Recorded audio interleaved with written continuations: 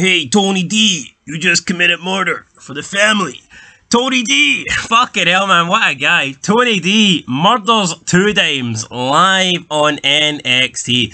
Welcome back, guys. We got NXT 2.0 review for the 28th of June 2022. Didn't think we'd see another murder happen in pro wrestling, especially now that Chris Benoit has been gone for, 15 years. But we've seen it here tonight, and it was fucking great. But before we get to that, we will review the show in order. I mean, the entire show was pretty good, to be fair. I mean, there wasn't that much bad on it, if we're being completely honest. So we kick off with a tag team match. It's Cora Jade and Roxanne Perez versus Kiana James and Caden Carter. Winner of this will move on to face Toxic Attraction. I personally don't really get why they've just put Cora Jade and Roxanne Perez in the team. Personally, I prefer Cora Jade on her own. I think Cora Jade was really good. I think she was doing well. Obviously, never really got a one-on-one title match with Mandy Rose, but she felt like a big deal. Then she had that, feud with Natalya, and it felt like Cora Jade was going somewhere. But I feel like every time they just put 2 people together in a tag team, it makes them feel unimportant. To me, it just squashes any momentum. It's very, very rare that a random tag team pairing in wrestling works. And normally, when it does work, it works because they're complete polar opposites, or it works because they've got a call, the 2-man power trip just worked. You had Austin, obviously, teaming up with McMahon, and Triple H is McMahon's son-in-law. They had all the titles. They wanted the power. 2-man power trip. That worked. The Kane and Daniel Bryan thing ended up working because they were polar opposites, and then it kind of became a comedic thing. That worked. Same with Goldust, Booker T. Goldust was dreaming, begging to partner with Booker T. Booker T didn't want him. There was a comedic element that went on for months. Eventually, they teamed up. I just don't really see it with Cora Jade and Roxanne Perez. I don't really understand what we were supposed to get excited about Roxanne Perez for. What's her gimmick? She's like a 2-foot cute chick, and that's it. I mean, yeah, she's fucking tiny, and she's hot, but we don't really know a lot about her. She just debuted, and I do feel like it's hampering Cora Jade by teaming her up with Roxanne Perez. I don't like the team, but regardless, this was a decent match.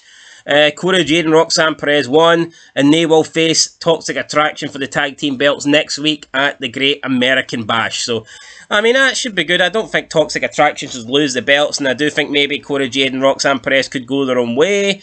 Who knows? Maybe it's not going to be a long-term tag team. Maybe one of them could turn heel. I would expect Cora Jade, but I just don't really think Cora Jade's a heel. She doesn't strike me as a heel, but I feel like they might actually do that. Who knows? She could turn heel on Roxanne Perez and blame her for the defeat, if that's what happens next week. Then we had Giro versus Giovanni Fininci. So Giovanni Fininci's had some segments. He's had some, advertising promos in the past couple of weeks. I believe this is the Italian guy from Imperium. Now, he does look a bit different. He's got the same bald head, but he does look a bit different. And, it was pretty cool. He got the win, and it popped up on the screen. Victoria, I guess that's victory in Italian. It was no bad. I mean, the match wasn't long, but it was alright. For what it was decent. We then had the tag team champs come out, the new NXT UK tag team champs. What's their name? Brooks and Benson or something. Brooks and Jensen and Brooks. Fuck it, the 2 hillbillies.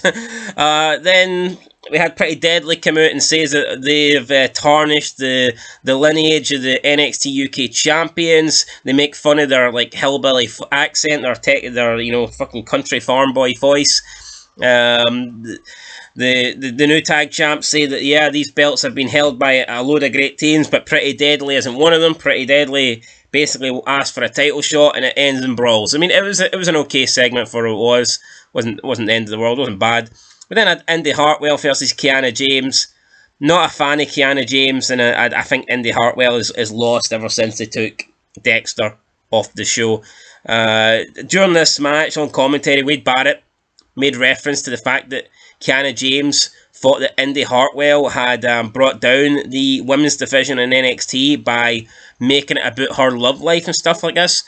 But you can just tell in the past month since Indy Hartwell is her story with Dexter's ended and she's just went to being wrestling. There's nothing there. There's no reason to care about Indy Hartwell. Whereas previously, when you had Dexter there, it was producing some of the best segments every week in wrestling. So again, I mean, characters draw, storylines draw, you know, entertaining stuff draws. Wrestling doesn't draw, because Indy Hartwell's went from, you know, being this chick that was in love with a serial killer and having all these, like, comedic segments and stuff like that, and some sexual segments, like, on like, the honeymoon and stuff, to just being a wrestler. And what was she better? Honestly, when was she more over? Now, or like months ago? And obviously it was months ago. So, I mean, just clear proof here that, you know, just being a wrestler's not enough. It doesn't really work. And, yeah, Kiana James wins with her feet on the ropes. Barely. She got her foot on the ropes for like fucking half a second, and that was enough to get the win.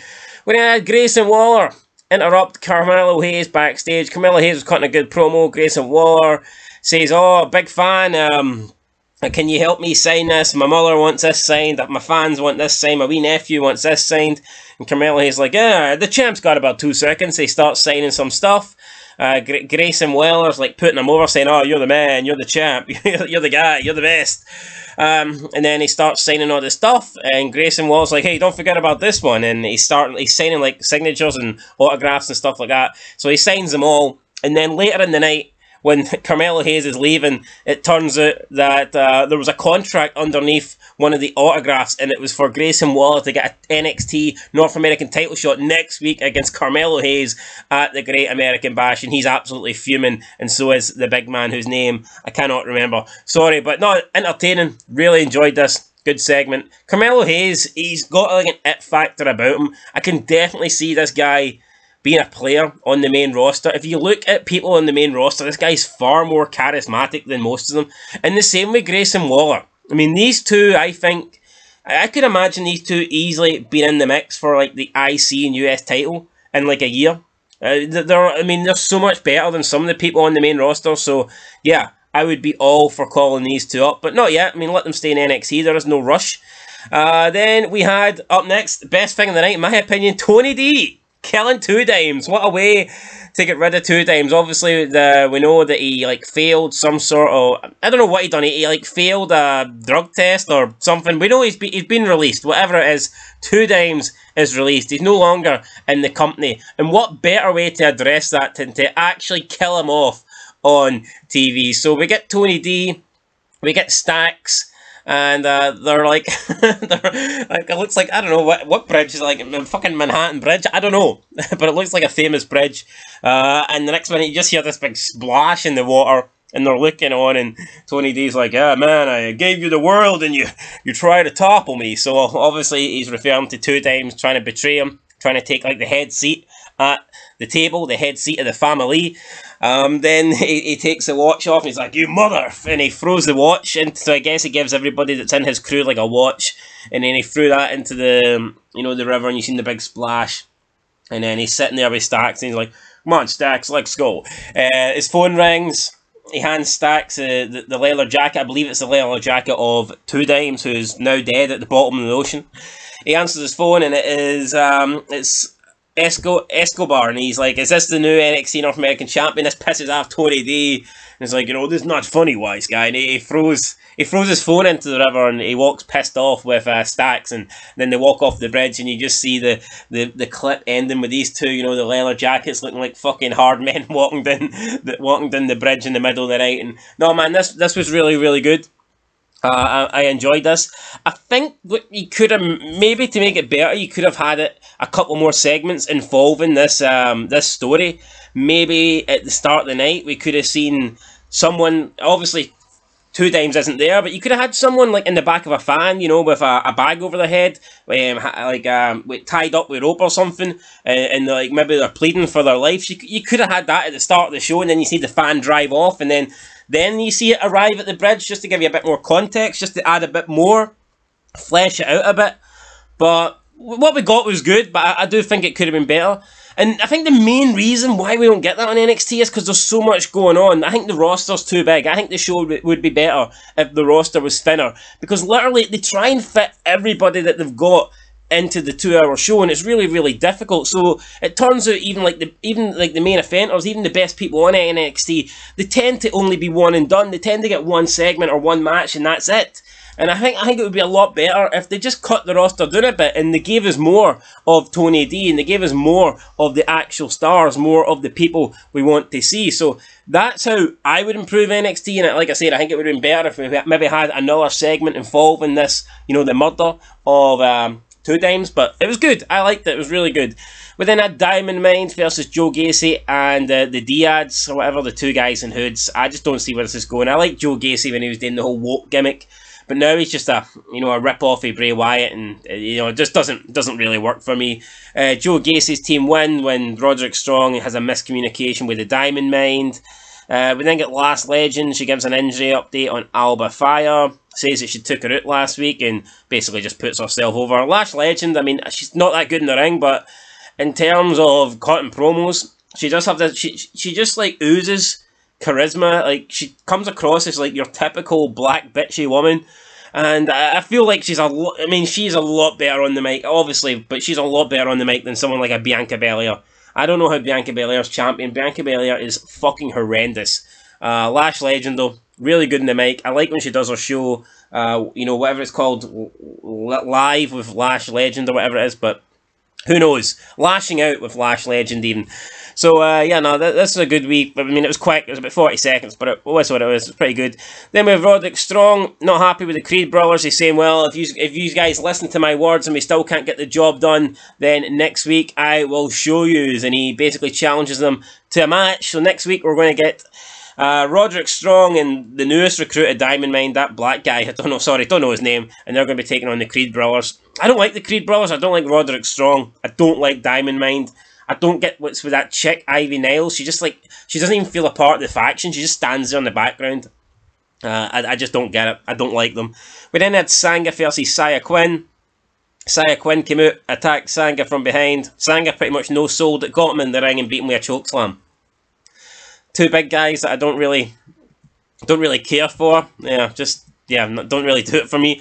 We then have a Wendy Chu segment where she's sleeping, but she's almost in a dream. And she's like listening to the criticisms from Tiffany Stratton, calling her stupid and stuff like this, but she isn't bothered by it. Then she wakes up, she's brushing her teeth, and she's like, if Tiffany Stratton thinks I look stupid, if Tiffany Stratton thinks I look stupid, and she thinks I am stupid, but I know I'm not stupid, then that makes her stupid. And it was pretty funny. Like, I'm not gonna lie, it was funny. I'm not really doing it justice here, but I mean, it's hard to do a baby voice and a Chinese accent or whatever. So yeah, that's why I'm not doing it justice. But yeah, I like this. I like Wendy Chu. It looks like it's gonna be Wendy Chu versus Tiffany Stratton next week at the Bash. Then we had Nikita Lyons versus Mandy Rose, the returning Nikita Lyons. I think Nikita Lyons is overrated. Like, I mean, I can see her getting pushed. I get it. She does come across. I think she will be the next, breakout female star. I can see why Vince is, big on her or whatever. I mean, she's a big girl. She's got a lot of fucking junk in the trunk.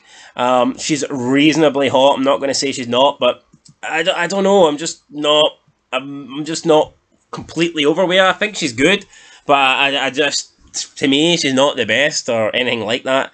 Her ass is more fat, in my opinion, than a nice ass. I mean, if you compare the asses in this match, I mean, Mandy Rose's ass is way better than Nikita Lyons. I mean, when you look at Mandy Rose, the shape of it, like Nikita Lyons, I know this is going off topic here, but Nikita Lyons had Mandy Rose like pushed up against like the rope, and her ass was like on the middle rope, and just the fucking shape of it, man, it's like perfection. Whereas I feel like Nikita Lyons, she just looks bigger because she's a bigger girl, she's thicker. She's got more weight on her. But I definitely think Mandy Rose has the better ass. So, yeah. Anyway, this ends in a DQ when Toxic Attraction get in the ring. They start holding her. Mandy Rose starts slapping Nikita Lyons. And then Cora Jade and Roxanne Perez make the save. So, it was not bad. It was what it was. Then we have JD Mcdonald. I mean, I don't see this name ever getting over. Some Irish guy. I believe he's some Irish guy from NXT UK. He's driving about in a car, wearing fancy suits. He says that good guys finish last, and that's why he rarely finishes last. He's going to be the evil that NXT needs, or something like that. I mean, it wasn't bad. I thought it was okay. It wasn't bad by any means, but I just don't really see this guy getting over. I mean, we'll find out. Then we had Apollo Crews. He was backstage talking with... fucking can't even remember. It was Solo Sikoa. and he's giving him advice, and then Shia Quinn walks in and he's like, why would you take advice for this guy? Sikoa's going to back up Apollo here, but Apollo tells him, you know, he's got it covered. Then Shia Quinn says that, he's the next big star. He's, 6'3", good looking, can wear a suit, can talk. He's going to be the next big deal. Apollo Crews says, did you rehearse that? And then Apollo Crews talks about his future, and he says he doesn't think Shia Quinn's future looks good from his eyes. And obviously we've seen the last couple of weeks that when Apollo Crews looks into the future, somebody gets hurt. So, I mean, I enjoyed this. This was pretty good. And Apollo Crews, I'm digging Apollo Crews on NXT. It's a shame that his whole I'm a Nigerian ancestor. Oh, I carry big stick. It's a shame that didn't work out for him, but I like what he's doing on NXT, so it's no bad. And then, main event, we had a sit-down between Braun Breaker and Cameron Grimes. The face-to-face. I'm not a big fan of Cameron Grimes, but this was by far the best stuff I've seen Cameron Grimes do. Braun Breaker was on about how he's going to beat him, and Cameron Grimes is like, Braun Breaker's like, you've got nothing to lose, and Cameron Grimes is like, no, that's where you're wrong, I've got everything to lose. He says that tells Braun Breaker, if you lose, you'll probably just get called up to Raw or SmackDown. You'll maybe even get put on SummerSlam, but if I lose, that's me gone. I put all my eggs in the one basket, so instead of trying to reclaim my North American Championship, I'm going for your championship. And he says, I have no backup plan. And then Cameron Grimes turns around and says to Braun Breaker, but you should know about the backup plans because you don't have any left either, seeing as this is your backup plan. Referring to the fact that he wanted to be a footballer and now he's in, the WWE, and Cameron Grimes went on to talk about, well, we all know you wanted to be an offensive lineback, but the Baltimore Ravens called you up one day and says, hey, Braun, you're not good enough. And then you called Daddy and told Daddy that you'd love to be in the WWE. This seemed to piss Braun Breaker off a bit. He's like, don't mention my dad. The last person that mentioned my dad, Joe Gacy, look what happened to him. Braun Breaker says he's going to take him to the moon because Cameron Grimes, I think, caught a promo, said he wants to go to the moon. That's like how high he wants to go in his career. And Braun Breaker says, you won't like it when you get to the moon because I'm going to be there and I'm going to spear you in half. And then Cameron Grimes responds with, Braun Breaker was saying, I'm faster, stronger, bigger. And Cameron Grimes is agreeing with it. He says, yeah, you're bigger, you're faster, you're stronger. But I got something you don't. I got heart. And I got more heart than you. And I guess it's a genetics thing because your father didn't have heart either. That's why he was never world champion. And Braun Breaker doesn't like this. Braun Breaker attacks Cameron Grimes, lifts him up in like a gorilla press slam. But Cameron Grimes manages to duck underneath and pushes Braun Breaker into the ring post, and it completely snaps. So the top ring rope snaps, and Braun Breaker's selling an arm injury, and Cameron Grimes is getting in his face and says that he'll see him at the Great American Bash. And it looks like Braun Breaker's injured. He's playing up an injury pretty badly here. And we'll see. We'll see if he's got this injury going into Great American Bash. I guess he needs something because I don't think he could believe that Cameron Grimes would beat Braun Breaker. But if Braun Breaker's injured, then Cameron Grimes, I guess, has got every chance. So, that was it, guys. Really, really enjoyable NXT. I mean, like I said, there was so much stuff that I liked in this. I mean, the Braun Breaker, Cameron Grimes stuff was really good. And the Shia Quinn and Apollo Crews stuff was decent. I like the wee Wendy Chu thing was pretty funny. What else did we have? The Tony D stuff was great. I mean, the Tony D stuff was, fantastic. Grayson Waller tricking Carmelo Hayes into signing the contract was brilliant. And, the opening match as well was pretty good as well to determine the NXT Women's #1 contender. So overall, man, this was a really, really good NXT. I enjoyed it. I liked it. Could it have been better? Yes, things can always be better. But overall, I mean, this was good. I'm going to go ahead and give this... let me see. I'm going to give it a... Fuck it. We're going to give this a 6 out of 10. 6 out of 10.